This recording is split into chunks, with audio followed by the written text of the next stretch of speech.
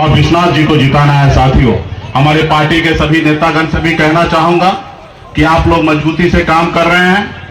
आप जानते हैं कि आप तो अपने हक अधिकार के लिए लड़ाई लड़ रहे हैं और किस तरीके से भाजपा वाले ने, एनडीए वाले ने हमारे पार्टी को तोड़ा और हमारे विधायक को लिया। तो साथियों, ये समय आ चुका है उनसे बदला लेने का। और साथियों, इस देश में नफरत की राजनीति हो रही है। हम लोगों को भाईचारा की राजनीति करना है। हमें नफरत की ओर नहीं भागना है। हमें सामाजिक न्याय के साथ चलना है। उस सामाजिक न्याय में जहां पे आदरणीय लालू प्रसाद जी की आत्मा बसती हो, ऐसे सामाजिक न्याय के लिए लड़ाई लड़ना है।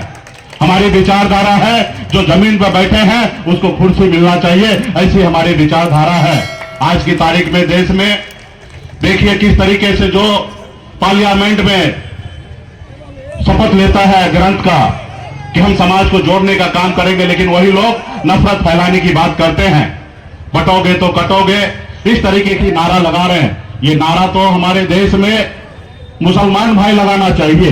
हम 83% हिंदू हैं और 98 से लेकर अब तक ज्यादा से ज्यादा समय में भाजपा सरकार है, मोदी जी की सरकार है, अटल बिहारी वाजपेयी जी की सरकार रहे हैं। और उसके बाद आज इस तरीके से नारा लगा रहे हैं। वो आपको सिर्फ बांटना चाहता है साथियों, वो बांटना नहीं चाहता है। आप सब, हम सब लालू प्रसाद यादव जी के विचारधारा के साथ रहेंगे तो निश्चित तौर पे आपको हक अधिकार, मान सम्मान सब चीज मिलेगा साथियों, सब चीज मिलने वाला है साथियों। तो इसलिए साथियों, आप सबसे अपील है कि मजबूती से हमारे इंडिया गठबंधन के साथी डॉक्टर विश्वनाथ जी यहाँ पे चुनाव लड़ रहे हैं। आप सबसे आग्रह है कि मजबूती से यहाँ पे इनको वोट दीजिए। और ये हमारा टेस्ट मैच है।